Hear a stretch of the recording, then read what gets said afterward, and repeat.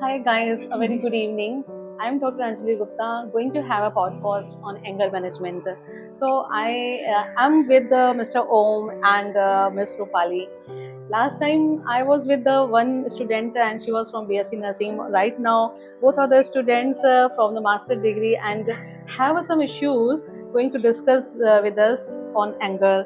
That how the angry feeling, how to manage it, and how the people like students they express their angry feelings to their subordinates, to their parents, to their teachers, to their friends, like that. तो चलिए देखते हैं क्या हमसे पूछते हैं, क्या हम उनको जवाब देते हैं और किस तरह से हम एंगर के इश्यूज को डील करने की कोशिश करते हैं। Good afternoon ma'am, thank you ma'am बुलाने के लिए आप यहाँ पर। मैम आजकल की जो सबसे ज़्यादा चीफ कंप्लेंट्स जो आ रही हैं सबसे ज़्यादा बच्चों को, मैम वो इरिटेशन पे आ रही है। मैम आप क्या मतलब क्या लगता है कि आजकल के बच्चों को इरिटेशन इतना ज़्यादा पहले के बच्चों से क्यों हो रहा है? बिल्कुल सही क्वेश्चन रखा कि आजकल के बच्चे कहते हैं टॉलरेंस नहीं रहा उनमें, फ्रस्ट्रेशन टॉलरेंस नहीं रहा, क्योंकि उनकी सारी ज़रूरतें समय से पहले ही पूरी कर दी जाती हैं। वो डिमांड बाद में रखते हैं, पहले ही से पेरेंट्स उनको दे देते हैं। तो एक होता है कि हाँ बच्चा छोटा है, कुछ मांग रहा है, कुछ मम्मी से कुछ डिमांड रख रहा है, मम्मी कह रही है कि नहीं बेटा पहले ये तुम ये एग्जाम पास कर लोगे, पहले ये पूरा कर दोगे, मैं तब तुम्हें फीस दिलाऊंगी।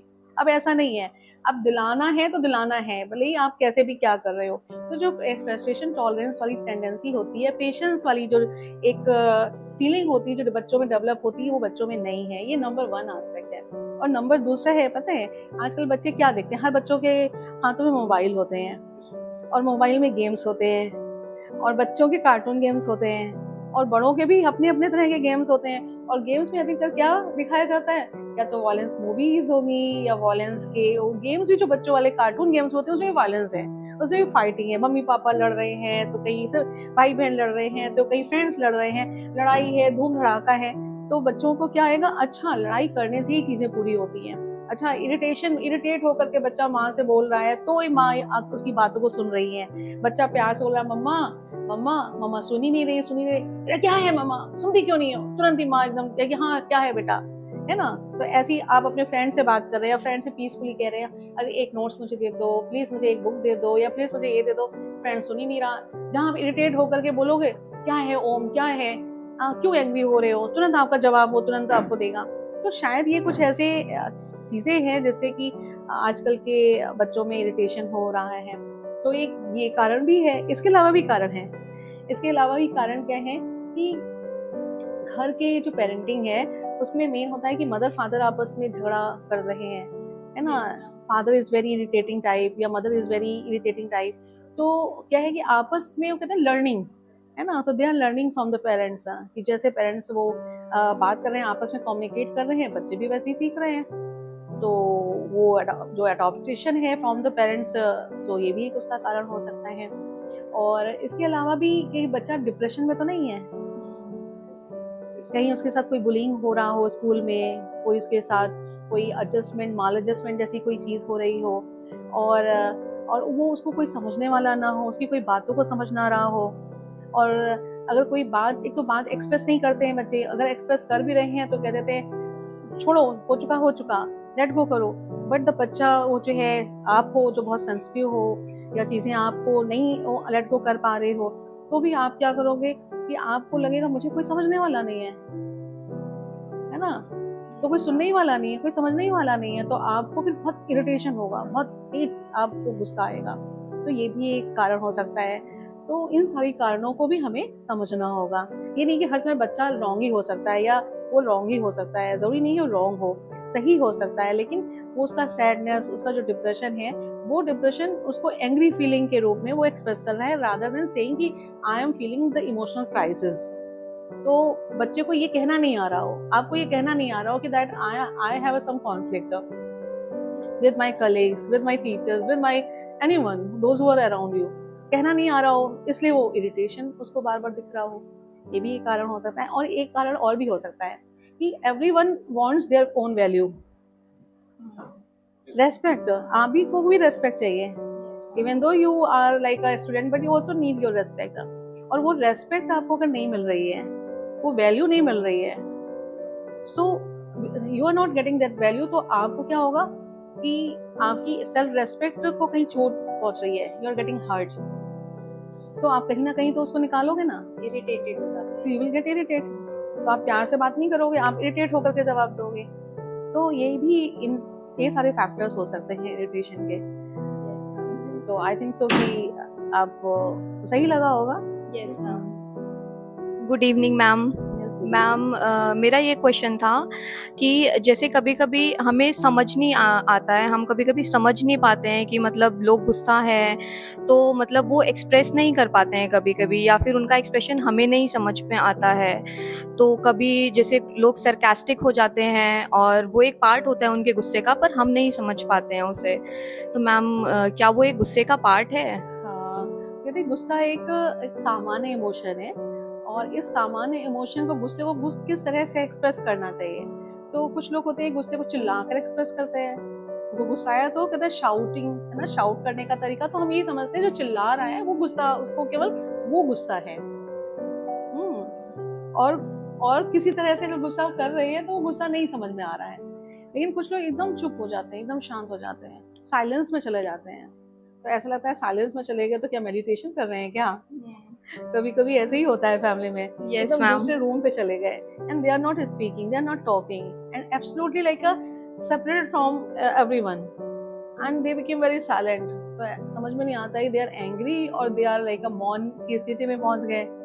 तो एक ये भी उनका तरीका होता है कि कहते चुप ही हो जाओ हमारे बोलने से तो कुछ होने वाला नहीं। तो ये एक तरीका होता है। कुछ लोग होते हैं गुस्सा आया तो अपने मन के अंदर रख लेते हैं, और कुछ होते हैं आउट स्पोकन होते हैं। गुस्सा आया तो कह देते हैं I am very much angry with you, मुझे बहुत गुस्सा आ रहा है, देखो प्लीज ऐसे ना करो, है ना, और इरिटेट ना करो। तुम हमेशा, मैंने कितने बार बताया कि ये चीज मुझे पसंद नहीं है, लेकिन तुम हमेशा ऐसे ही करते हो या करती हो, और अब नहीं करना। तो ये एक सही तरीका है गुस्सा करने का। लेकिन नहीं, उस तरह से तो उनको नहीं बोलना है। उनको बोलना है जब देखो तो बस यही करते रहना है, दिमाग खराब कर रखा है, हाँ, चीजों को बिगाड़ते ही रहना है। तो क्या बोलेंगे कि कुछ एडिशनल बोल देंगे, और जो एडिशनल बोल देंगे वो पसंद नहीं आता। मैम मेरा अगला सवाल आपसे ये है कि जैसे कोई हमारे सामने गुस्सा कर रहा है एट वर्क प्लेस और एट होम ऑल्सो, तो मैम हम कैसे हैंडल कर सकते हैं उस सिचुएशन को? लाइक हम कैसे उस पर्सन को हैंडल करें, या फिर उस सिचुएशन को कैसे हैंडल करें? उसकी हेल्प कैसे करें और हम अपनी हेल्प कैसे करें? तो सबसे बेस्ट है कि अगर कोई गुस्सा कर रहा है, बस एम्पथाइज विद द पर्सन। आप वो शांत होकर के सिर्फ बैठ जाओ, शांत होकर बैठ जाइए। बहुत ज्यादा तो 1 गिलास पानी ले लीजिए, take a water and have a water. ये एक अच्छा तरीका है। और आप क्या सोचते हो और क्या तरीका हो सकता है? कैसे आप और क्या तरीके आप खुद कैसे अप्लाई करते हो अगर आपके सामने कोई ऐसी सिचुएशन आती है? मैम कभी कभी तो लाइक हमें भी गुस्सा आ जाता है उस पॉइंट पे, अगर कोई हमारे सामने गुस्सा कर रहा होता है तो, या फिर कभी कभी हम खुद फ्रस्ट्रेट हो जाते हैं उस सिचुएशन में, हम हैंडल नहीं कर पाते हैं। हाँ, ये बहुत अच्छा कहा। जब ऐसी चीजें आती है ना, तो एकदम लंबी गहरी सांस ले करके कि अब वो उसका जो है ना ट्रांसफर, जैसे ना जुकाम ट्रांसफर होता है ऐसे ही अब ये एंगर ट्रांसफर हो रहा है मेरे अंदर। अब कहते हैं अलर्ट हो जाओ, घंटी बजा लो ना, हाँ, तो घंटी बजाओ अलर्ट वाली। Oh now the angry feeling is going to transfer very soon, वो मेरे अंदर आ रहा है गुस्सा, तो बी केयरफुल। हाँ, एकदम केयरफुल हो जाओ। ये अपने आप को क्या कर रहे हो, टॉक कर रहे हो, है ना। Be careful, have a patience and not to be reactive. ये अपने आप को देना, रिएक्टिव नहीं होना है, हाँ, थोड़ा सा प्रोएक्टिव रेस्पॉन्स देना है। शांत हो जाओ, अपने आप को शांत करो। मुझे भी आ रहा है गुस्सा, लेकिन शांत हो जाओ। तो आप ऐसे अगर आप ये चीजें अप्लाई करोगे ना प्रैक्टिस के साथ, तो गुस्सा आराम से हैंडल हो जाएगा। क्या ऐसा कभी करने की कोशिश की है या नहीं करने की कोशिश की है? मैम सामने वाला गुस्सा होता है तो अग्रेशन में हमें भी आने लगता है। हाँ, तो इसी वजह से तो शायद बस इसी समय कहते हैं, ये तुरंत ही आप अपने आप को इमिडिएट कहो कि क्लॉक बजा, है ना। तो इमिडिएट आइडेंटिफाई कि मेरे अंदर वो भूत आया, वो भूत उसके अंदर था, वो भूत मेरे अंदर प्रवेश कर रहा है ना। उस भूत को प्रवेश नहीं होने देना है। तो ये कहते हैं रिहर्सल करना, प्रैक्टिस करना कि आज तो सिचुएशन हो सकता आ गई और आपने गुस्सा कर लिया, लेकिन नेक्स्ट टाइम के लिए प्रिपेयर्डनेस जिसे कहते हैं, तो preparedness for the proactive response. अगर मैंने भी गुस्सा किया, उसने भी गुस्सा किया, फिर किसमें बदल जाएगा? युद्ध में। और युद्ध का रिजल्ट क्या होने वाला है? डिस्ट्रक्शन। डिस्ट्रक्शन। और जो डिस्ट्रक्शन से हमारा रिपरकशंस कैसे होंगे, उसके परिणाम कैसे होंगे? अच्छे नहीं होंगे, बुरे होंगे। फिर आप भी सैड फील करोगे और वो भी सैड, सामने वाला भी सैड फील करेगा। तो ये है। मैम उसके लिए कोपिंग मैकेनिज्म क्या क्या हो सकते हैं? कई सारे कोपिंग मैकेनिज्म। कहते हैं कि सबसे पहले माइंड को रिलैक्स रहना। जिसका मन शांत नहीं रहता है वो इरिटेटेड रहता है, तो मन को शांत करना, क्योंकि मन ही तो है जो फील कर रहा है। मन ही तो उसको अंदर फीलिंग आ रही है, अच्छी फीलिंग हो या बुरी फीलिंग हो, तो मन के साथ ये फीलिंग है। तो मन को शांत करना, तो उसके लिए माइंडफुलनेस की प्रैक्टिस करना। और ये माइंडफुलनेस की प्रैक्टिस आजकल के यंगस्टर्स हैं, जो चिल्ड्रंस हैं, उनके लिए भी लोग जो है ऐसे जैसे समर कैंप्स होते हैं, तो मेडिटेशन के कैंप्स होते हैं या कुछ कैंप्स होते हैं, उनमें पेरेंट्स लोग भेजते हैं। तो एक्सरसाइज कराना, रिलैक्सेशन टेक्निक्स है, थोड़ा मेडिटेशन है, ये लॉन्ग टर्म के लिए प्रैक्टिस करने के लिए, ये ऐसा कराने के लिए भेजा जाता है बच्चों को। और इसके साथ ये है कि जैसे कि अभी आपने हमें बताया आपको कि ये आगे रिपरकशन क्या होंगे अगर हमने झगड़ा कर लिया, लड़ाई कर लिया, तो उसके साथ। और दूसरी बात है कि ये गुस्सा कर रहे हैं तो अगले को ये समझना है ये गुस्सा नहीं है, ये गुस्सा नहीं है, उनका प्यार है। ये गुस्सा नहीं है, उनका प्यार है। अगर वो गुस्सा, कहते हैं गुस्सा उन्हीं को दिखाया जाता है जिनसे प्यार होता है। अब सड़क में चलने वालों को गुस्सा दिखाएंगे, और जो दिखा रहा होगा एक कांटा किसी को मार के जा रहा होगा तो क्या कहेंगे? आप उनको क्या बोलोगे? एक अचानक गाड़ी के सामने आ गया और आप अपनी गाड़ी से निकले और 2 चांटे लगा दिए आपने उसको, तो आप क्या कहोगे उस व्यक्ति को? पागल कहोगे ना, है ना? तो वो सिचुएशन पागल वाली हो गई। और हमें ऐसे पागल वालों के लिए भी क्या करना है? एम्पैथाइज, इनके लिए भी एम्पैथाइज होना है, एम्पैथी दिखाना है। और एम्पैथी दिखाते हुए कहते हैं प्यार से अगले को हम जीत सकते हैं। आप लोगों में से बहुत से लोग ऐसे समय पे ही गुस्सा दिखाते हैं, और मैं भी थोड़ा रूड हो जाती हूँ, तो आप लोगों का और आंख ऐसी हो जाती है होती है नहीं होती है कि मैम ने अगर आंख दिखाई तो हमने भी ऐसे दिखा दी, क्योंकि सहन नहीं होती ना चीजें। लेकिन मैंने थोड़ा सा यूं किया, तो आंख नीची कर ली, तो आप भी सोचते हो अच्छा मैम ने आंख नीचे कर ली, तो आपने स्माइल कर दी। तो ये भी होता है।